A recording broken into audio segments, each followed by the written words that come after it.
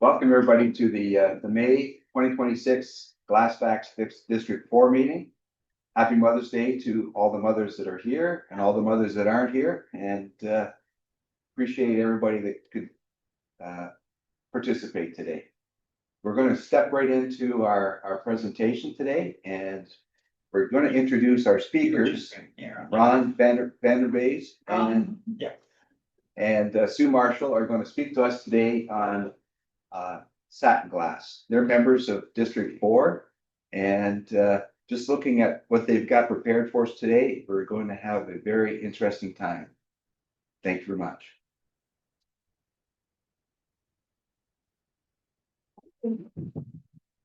Should I stand up? You do whatever you want, Ron.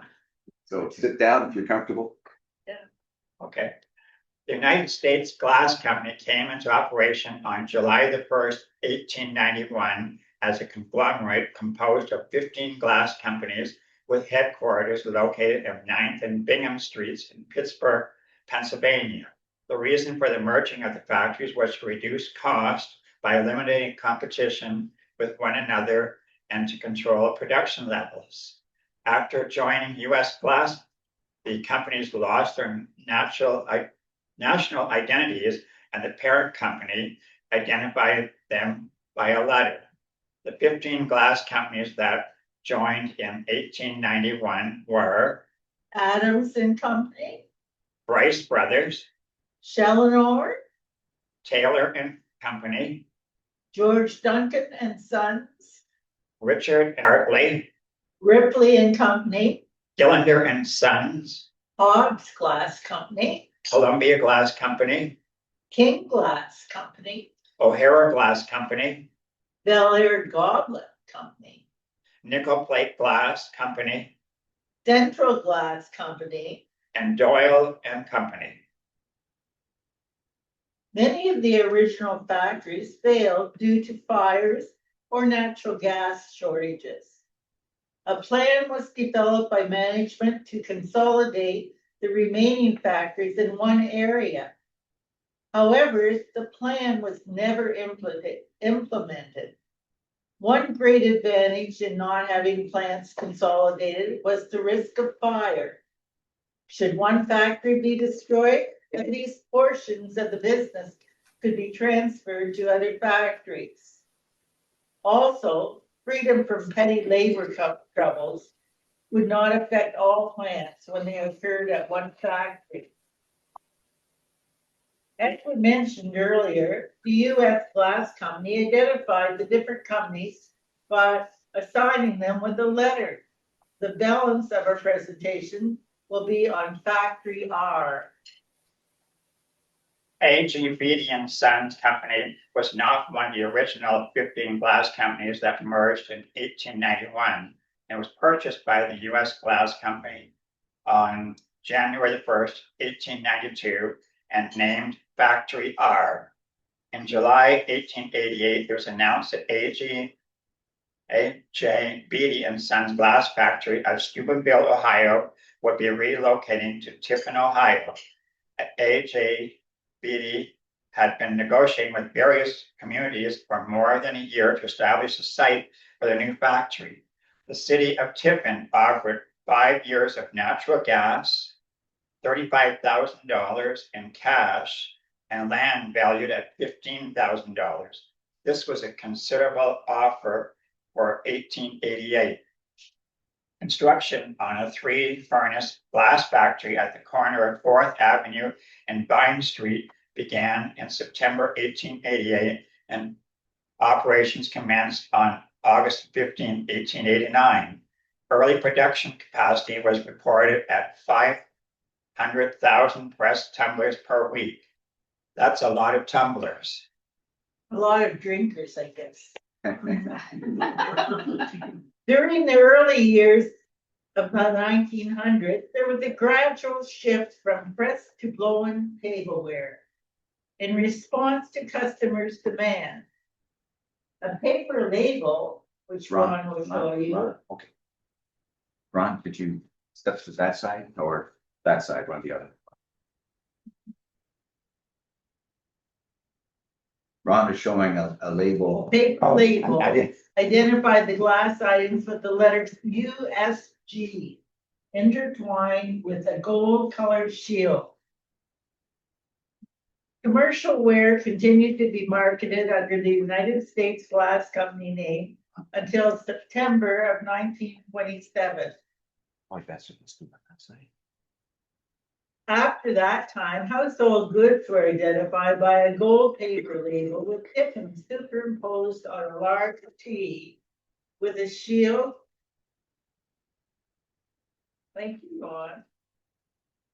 While other factories within the United States Glass Company were forced to close during the Great Depression of the 1930s, Factory R managed to survive. In June of 1938, the offices of the United States Glass Company were transferred from Pittsburgh to Tiffin, Ohio, with C.W. Carlson as president. By 1940, the glassware was marked with a Tiffin label.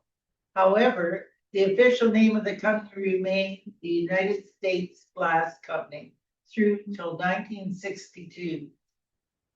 In the 1940s, three major changes took place in the use of tableware by the American public, resulting in these transitions. Crystal's stemware retained its popularity over colored stemware. Fewer items were produced in each stem line, and to a large degree, China replaced the use of glass tableware for table setting. Now that we've given you the history of the United States Glass Company and how Factory R came into existence, I will tell you about Satin Glass, also known as Tiffin Glass, because of where it was made, Tiffin, Ohio. Some of you may wonder why I started collecting satin glass and why my infatuation with it. When I was young, we visited family much more than we do today. Every holiday, we would go to my maternal grandparents for a meal with all my aunts, uncles, and cousins. My grandmother had a very large dining room. In the two corners of she had built-in china cabinets. Above the top shelf of one of these china cabinets sat this beautiful vase and pair of candlesticks. Wow. I always admired them because they were so different from the transparent glass that I grew up with in the 50s and 60s. When she passed away, each of the grandchildren were allowed to choose three things to remember her by. This set is one of the three things that I chose, and I've been collecting satin glass ever since. I wish I knew where she got them, whether they were a wedding gift because my grandparents were married at the time that they were made, or if she inherited them from my great grandparents.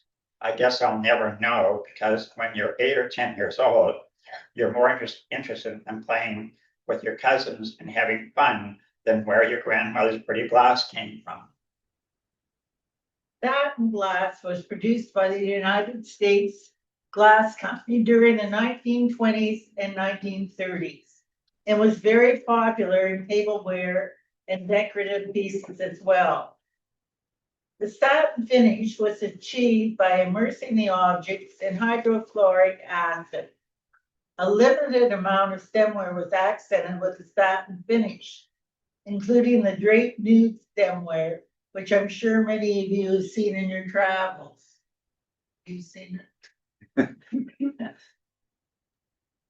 Until the mid-1920s, Tiffin's wares were mainly crystal, but at this time the company added a spectrum of satin glass in colors that included amber, a dark honey color, sky blue, a light blue color, canary, a bright yellow color, emerald green, a true medium green color, reflex green, a true pastel green color, and jasper. You don't have just. Oh, Okay, Lord. don't have jasper. Well, go on. Yeah, sorry. Lilac, a We pale, don't have that. okay, anyway, lilac, a pale lavender company, rose pink, a pale pink color. The royal blue, which is a deep cobalt color, red, which is a color shading from orange and yellow. That's very nice. And of course, the black, which was the most extensively produced. Okay. Thank you. Tiffin, Tiffin frequently decorated black satin glass in a number of different ways. It was painted, Am I looking?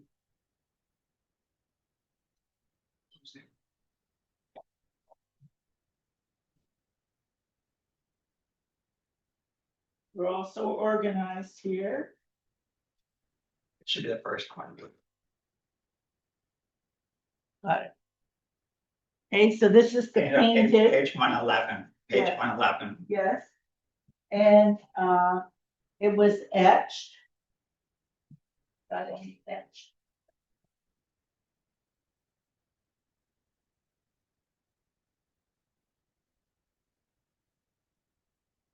This is the etched black satin. It was embellished with gold stencils, page 120.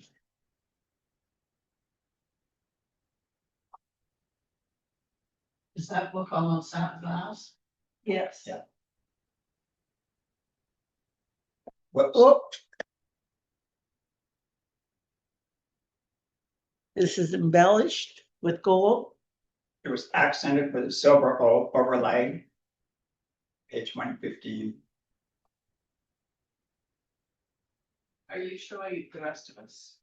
Oh, not. Oh, it's where.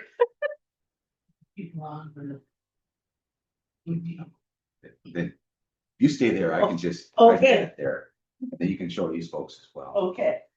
Can you see? You should be up closer. I'll show you after, yeah. Oh, and it was Okay, also accented, right? And it was also accented with a method called coralline.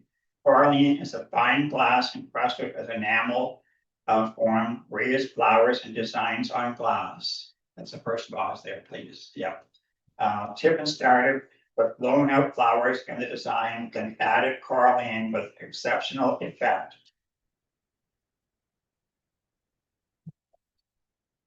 Another way that Tiffin decorated black satin was called bright and with satin finish. Beeswax with hydrofluoric acid were used to create the bright with the satin finish decorations.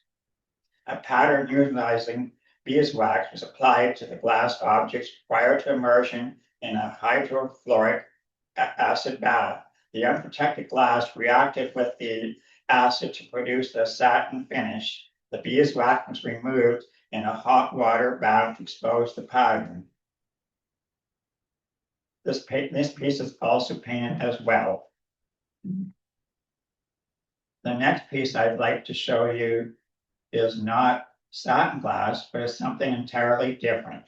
But is also made by the U.S. Glass Company. It is called Crackle, spelled Craquelle. The spelling almost looks French. The crackle decoration was achieved by immersing molten glass in cold water, which resulted in cracking the glass. The glass was then reheated and shaped. Crackle was popular circa 1924. This example is a biscuit jar, but production was mostly limited to jugs and tumblers, which were marked as iced tea sets. This concludes today's presentation on satin glass / Tiffin glass. Hope you enjoyed it and learned something that you didn't know before.